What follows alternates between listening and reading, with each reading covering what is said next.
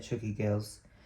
It's Wednesday. I keep going to say it's Thursday because it feels like Thursday, but it's not. It's Wednesday. And I've just been to Belvoir Street Theatre to see Holding the Man. And let me tell you, it's holding on to my feelings right now. So good. Like, as soon as they announced that they were doing that show for a few weeks, I was so excited. And then I saw last week that this week was going to be their last week, like in production or whatever it is. So I was like, I need to go. I need to get a ticket. So I made sure I got a ticket for tonight, and I went, and it was just as you expect if you know the story. It was so good. Played with my heart so much. Just my little gay heart. And I think I read reviews that, that there was not a dry eye in the theatre by the end of it, and that was bloody true for my experience as well. It was really good, but yeah, I won't spoil anything, but if you know the story, you obviously know what happens. But it was amazing. It was really good. Highly recommend. I think by the time I put out this video, it's not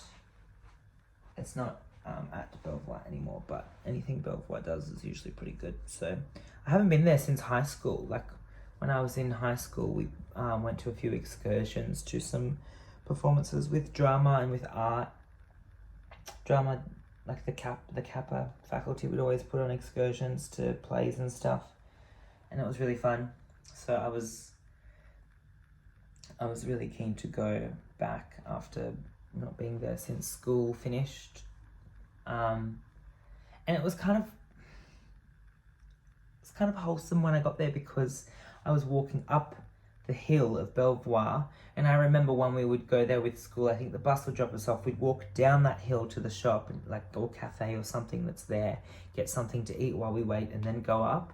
And I would always just be walking through that street.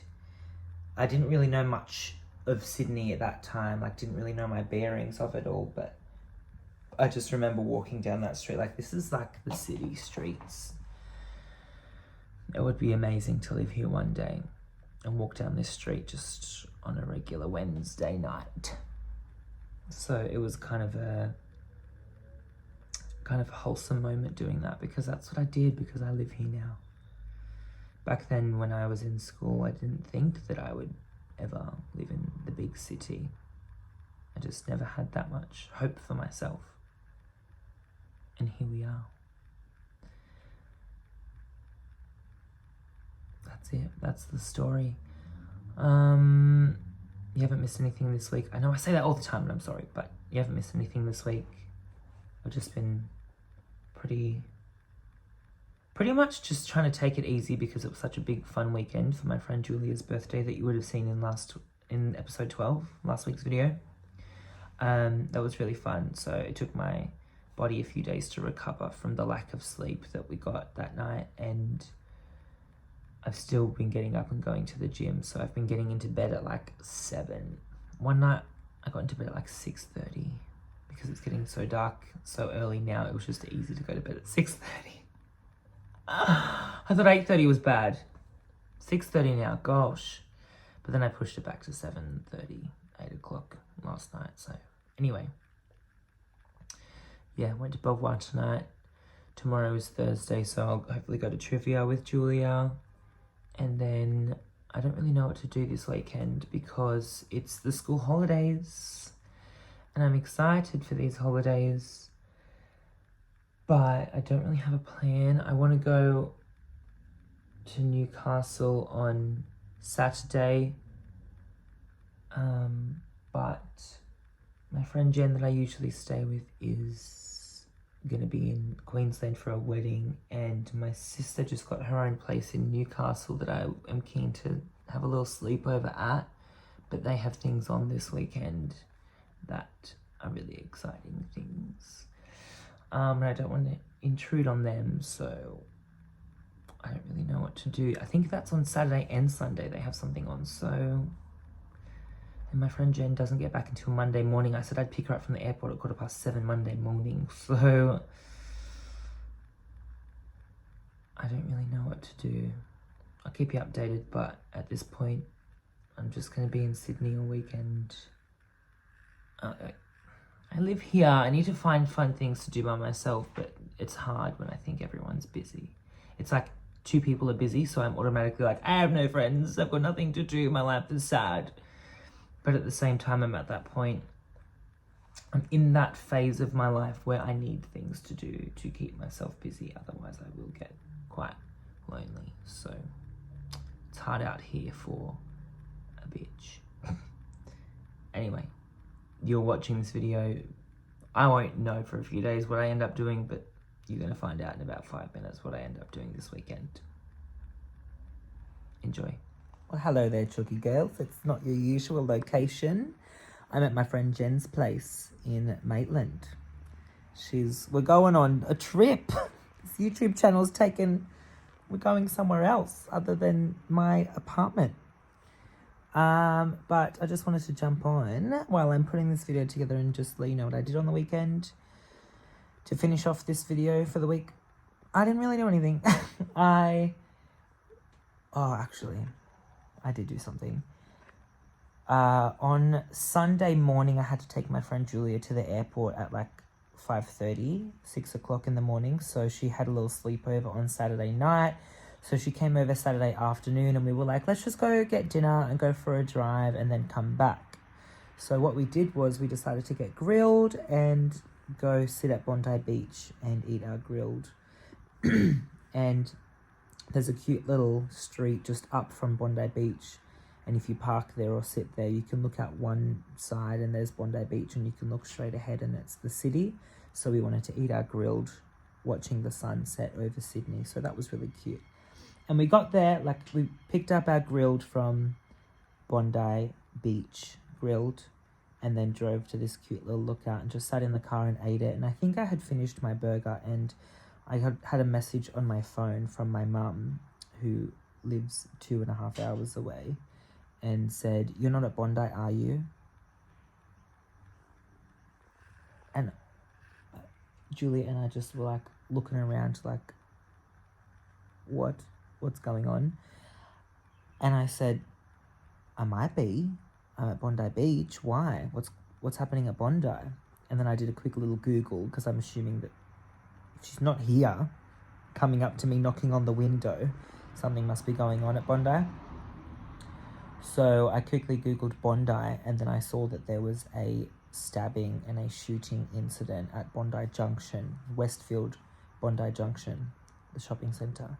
And on our way to get grilled from my place, we had driven past there. And I looked over and didn't think anything of it because that's where I get my nails done. So I'm there every couple of weeks. And yeah, we were sort of not watching the events unfold, but just from that point, we were watching the news. We were watching it live, basically seeing what was going on. And we had a couple people message us just while we were sitting there, making sure we weren't at Bondi Junction. And it was crazy that we were just down the road and we had driven past it earlier. So very lucky. I think Julia did put in the app at one point, Bondi Junction Grilled, by accident, and then changed it to Bondi Beach Grilled. So it was quite lucky that we didn't accidentally have to go there, because it would have been just after the incident occurred. And it was just crazy that it was just so close to home, even if we were just at home, but that we were literally 5 minutes away. It was quite scary that, there was a guy who came into Bondi Junction shopping centre with a knife and just started attacking people.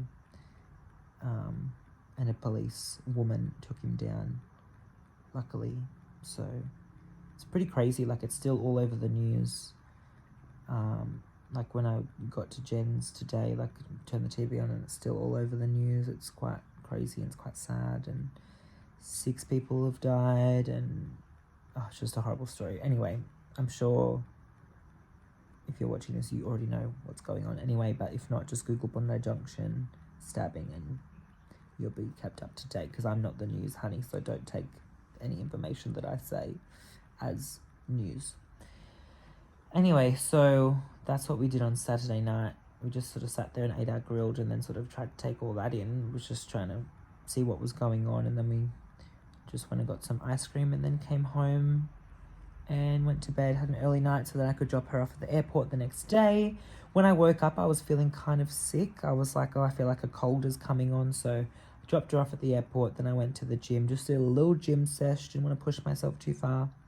Then came home and I didn't really have anything planned anyway, but I didn't want to push myself, so I just watched a couple of movies and just relaxed on Sunday. Sunday, because I knew that on Monday morning my friend Jen was flying, so I just dropped Julia off at Sydney Airport 6 o'clock Sunday morning to fly to Brisbane, and I knew that I had to pick up my friend Jen from Newcastle Airport at 7 o'clock in the morning on Monday. So I was going to come down on Sunday and stay with my sister, but they had a few things going on, and I could have just stayed with my parents, but I just wasn't feeling that well, and I was like, I just need my own bed and I just need my own, space. So it was fine. I just got up at 4 o'clock this morning, because it's Monday that I'm recording this. I just got up at 4 o'clock this morning and left, and as soon as I get to the M1, there's an accident, and my friend Jen had sent me a screenshot of it. She's like, are you okay? This accident has just occurred on the M1. And I was like, I'm fine. I've got to go through Hornsby, and it added a little bit of extra time to the trip, so I should have gotten there before she landed, but I didn't get there until maybe 10 minutes. Maybe 10 minutes after she had gotten off the plane and got her bag. So, she only had to wait for me for 5-10 minutes. So that was pretty good timing. Then we just went and got breakfast, and then she went to work, and I then went to the gym in Maitland, and then went for one of my classic Newcastle walks that I used to do multiple times a week when I lived there. It's just so therapeutic as well. And I've been craving that walk because I haven't done it in a few weeks, probably over a month. And I like to do it quite often because it's just nostalgic for me as well, because it reminds me of a time in my life where I used to do it so often. And I just really crave it when I haven't done it for a while.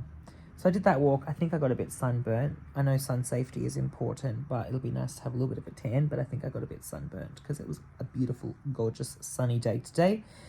And so then, because it was a very therapeutic walk, it's also very therapeutic to get a 7-Eleven Slurpee and drive around the beaches, drive to the Lake Macquarie and back, and then come back to Maitland. And I'm cooking dinner for Jen tonight. She doesn't finish work until 6:30, so I'm going to start cooking very soon. So dinner is ready for her when she gets home, because I am a loving friend and I would make a great house husband. Just putting that out there. If you have a lot of money, just, put a ring on it, and as long as you've got a lot of money. Otherwise, I'm not interested. Just kidding. So that's my evening. That's my week. And even though this video's been going for more than 10 minutes now, I'm going to keep this week short and sweet, obviously because nothing happened. But this Friday, so next episode, I'll be able to tell you all about the Tortured Poets Department, Taylor Swift's new album that comes out this week. So, without giving anything away, next week's episode may just be my reaction to Taylor Swift's 11th studio album. I hope everyone is enjoying their Monday, Tuesday, Wednesday, Thursday, Friday, Saturday, or Sunday, whatever day of the week it is. And tune in next time to find out my reaction to the Tortured Poets Department. So excited. Peace and love. Oh, you didn't think I'd forget about my 5 songs of this week? So here's the first one, Obsessed. I've been obsessed with that song. This song came out this week, Espresso, Sabrina Carpenter. Oh my goodness. I wish she released this before she was in Australia so we could have heard it live, but that's okay. Illusion. This came out this week. It's also a bop by Dua Lipa. Love my Dua Peep. Dua Peep. This song came out 2 years ago, as you can see there, but holy moly. I think I heard it on TikTok or something this week, and it's so relatable. And honestly, just to prepare me, like, physically, mentally, but most of all emotionally, for the Tortured Poets Department, I've been listening to this song all week because it's incredibly relatable, but I feel like this is what the album is going to be like. This is the vibe that the new album is going to be like, so I'm ready.